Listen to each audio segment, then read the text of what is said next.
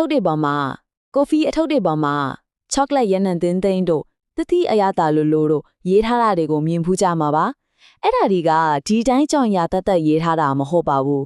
ကဲဒီနေ့တော့အဲ့ဒီရတာတွေရဲ့နောက်ွယ်ကဇလန်းအစ်အမှန်ကိုအတူတူလေ့လာကြည့်ကြရအောင်စဉ်းစားကြည့်လေကော်ဖီစိတ်ထစ်တဲ့ထင်တို့ကဘယ်လိုများဒီလောက်တောင်အရာတာတွေကွဲထွက်သွားရတာလဲအဖြေကထင်ထားတဲ့ချက်ပိုစိတ်ဝင်စားဖို့ကောင်းပါတယ်ပြီးတော့ဒီကွာခြားချက်ကကော်ဖီစိတ်ကိုလော်တဲ့အဆင့်တစ်ခုတည်းနဲ့တော့မဆိုင်ပါဘူးအများကြီးပိုနေပါတယ်ဟုတ်ပါပဲလူအများစုကကော်ဖီအရသာဆိုတာလှော်တဲ့အပေါ်မှာပဲမူတည်ရလို့ထင်ကြတယ်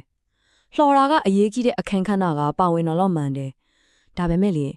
အဲ့ဒါကဇလန်းအစုံတော့မဟုတ်သေးဘူးကော်ဖီတစ်ခွက်ရဲ့တကယ်အရသာယူဝတ်ချက်ကသူ့ဘယ်နေရာကနေကြီးပြင်းလာတယ်လဲဆိုတော့မြင်နေရသူ့ရဲ့ဇာမစ်မှာပဲရှိနေတာပါကော်ဖီရဲ့ဇလန်းကိုတကယ်နားလည်ဖို့ဆိုရင်လေဒီမြေပုံပေါ်ကကော်ဖီရဝုန်းလို့ခေါ်တဲ့နေရာကိုကြည့်ရပါမယ်ကဘာပေါ်ကကော်ဖီအများစုကဒီအဝုန်းလေးအတွင်းမှာပဲစိုက်ပျိုးကြတာပါဆိုတော့ကျွန်တော်တို့ရဲ့အရတာစူးစမ်းရေးခရီးကလေဒီနေရာကနေပဲစတင်မှာပါကဲပထမဆုံးသွားမယ့်နေရာကတော့အမေရိကတိုက်ပါ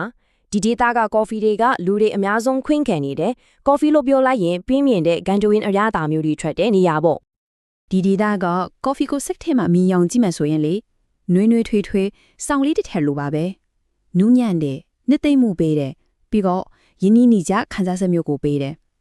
မနက်ခင်းကိုအေးအေးဆေးဆေးလေးစတင်ချင်တဲ့အခါတောက်ဖို့အကောင်းဆုံးပဲပေါ့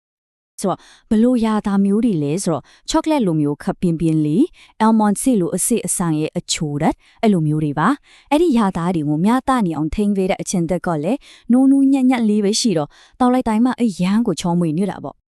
ဒီအများသားသားတွေအတွက်ဆိုရင် Brazil, Colombia, Peru အဲ့နိုင်ငံတွေကထိပ်သီးတွေပဲဆိုတော့ကော်ဖီကောင်းကောင်းတောက်ချင်တဲ့စိတ်ချရတဲ့အရာသာမျိုးလူချင်နေဆိုရင်ကော်ဖီအိတ်ပေါ်မှာဒီနိုင်ငံနာမည်တွေပါလာတာရှာကြည့်လိုက်မားဖို့မရှိဘူးကဲအမေရိကတိုက်ကနေပြီးတော့အတ္တလန်တစ်ကိုဖြတ်ခမ်းပြီးအာဖရိကဘက်ကိုကူးလိုက်ကြအောင်ဒီမှာကဇလန်ကလုံးဝကိုတစ်မျိုးပြောင်းသွားပြီအရန်ကိုတက်ကြွပြီးထင်းမထားတဲ့အရာစာတွေနဲ့ပြည့်နေတဲ့နေရာပေါ့ကော်ဖီအရသာဆိုတာဒါပဲလို့သတ်မှတ်ထားရင်တော့မှားသွားလိမ့်မယ်အာဖရိကကော်ဖီတွေကအဲ့ဒီအတွေ့ကိုလုံးဝပြောင်းကပ်ပြင်မှာဒီနေရာကမှတကယ်စွန့်စားခံအစပဲအရာတာတွေကလန်းနေရှုပ်ထွေးတယ်ပြီးတော့ရိုးရိုးကော်ဖီတွေနဲ့လုံးဝမတူဘူးဒီမှာအရေးကြီးဆုံးစကားလုံးတစ်ခုက bright acidity ပါအဲ့ဒါကြောင့်ချင်းစုံနေတာကိုပြောတာမဟုတ်ဘူးနော်စဉ်းစားကြည့်လမော်တီးလေးစားလိုက်ရင်ရတဲ့ချင်းပြုံးပြုံးအရာတာမျိုးပန်းသီးစင်းလေးကိုက်လိုက်ရင်ရတဲ့လက်ဆက်မှုမျိုးအဲ့လိုခံစားမှုကိုပြောတာကော်ဖီကိုတကယ်ကိုလန်းဆန်းပြီးအသက်ဝင်သွားစေတဲ့ခံစားမှုပေါ့အာဖရိကကော်ဖီဒီမှာဆိုရင်လေအနက်ညာသားမျိုးစုံကိုတွေ့ရမှာဥပမာစံပယ်ပန်းလိုတင်းပြဲနေပန်းရနံဒီဘယ်ဒီတီးဒီလိုမျိုးချိုးချင်းလက်ဆက်တဲ့အရာသာတခုတ်ဆိုရင်လက်ဖက်ရည်ချမ်းကောင်းကောင်းတစ်ခက်လိုကြီးလင်နေတဲ့အရာသာမျိုးတောင်ပါတတ်ပါရဲ့ဒီဒေသရဲ့ကျေပွင့်ကတော့အီသီယိုးပီးယားပေါ့ကော်ဖီရဲ့မွေရမြေလိုတောင်တင်စားကြတာဒါပေမဲ့ကင်ညာတို့ရဝမ်ဒါတို့ကာထက်တဲ့ကော်ဖီတွေကလည်းကပ္ပပေါ်မှာအရန်ကိုစိတ်လှုပ်ရှားစရာကောင်းပြီးလန်ဆန်းတဲ့အရာသာတွေပြေးဆွမ်းနေပါတယ်ကဲနောက်ဆုံးမတိုင်ကိုခီးစစ်ကြမယ်အာဟျာနဲ့ Pacific ဒေသကဒီမှာတော့အရာတာတွေကလုံးဝတစ်မျိုးပြောင်းသွားပြီပြင်းတယ်မြေနှံတင်းတယ်လေးပနဲ့အရာတာတွေအတွက်ပြင်ထားလိုက်တော့ဒီကကော်ဖီတွေကတော့ပေါ့ပေါ့ပါပါတိမ်တိမ်မွေ့မွေ့အရသာမျိုးကြိုက်တဲ့သူတွေနဲ့တော့တိတ်အဆင်ပြေမှာမဟုတ်ဘူးသူတို့ကပြင်းတယ်အရသာကခန့်နှွေးနေမှာတော်တော်ကြာကြမ်းတယ်တင်ကုံတောက်ပြီးတော့ရတောင်မှအဲ့အရသာကဆွဲကြမ်းနေမဲ့ပုံစံမျိုးအဲ့လိုအရသာတွေလဲဆိုတော့မိုးရွာပြီးစားတော့ထဲကရတဲ့မြင်နှံ့လိုမျိုးတစ်ကြံပိုးခောက်တို့လေးညင်းတို့လိုဟင်ခတ်အမွှဲကြရနံမျိုးတွေတွေ့ရမှာသူကအချင်းတဲ့တွေ့မရှိဘူးအဓိကခန့်နှွေးလဲမှာပြပြဝါဝါနဲ့လေးပင်နဲ့ခံစားမှု body ကောင်းတယ်လို့ပြောကြတဲ့ပုံစံမျိုးပေါ့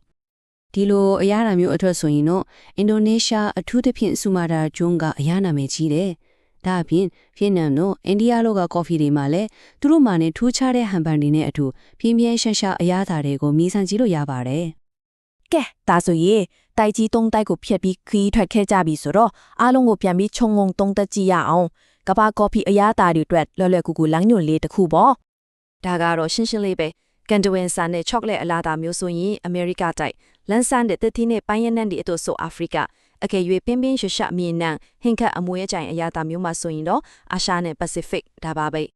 ဆိုတော့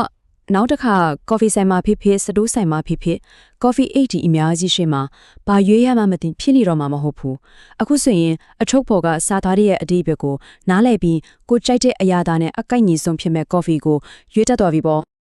အခုမေးစရာကျင်တာကတော့ဘယ်ဒေတာကိုရင်ဆောင်မီးစမ်းကြည့်ကျင်လဲဆိုတာပဲအမေရိကတိုက်ရဲ့နေသိမ့်မှုပေးတဲ့အရာသာလားအာဖရိကရဲ့စိတ်လုံးရှားဆွေစွန့်စားခံလားဒါမှမဟုတ်အာရှရဲ့နည်းနည်းပြန်ရှားတဲ့အရာသာလား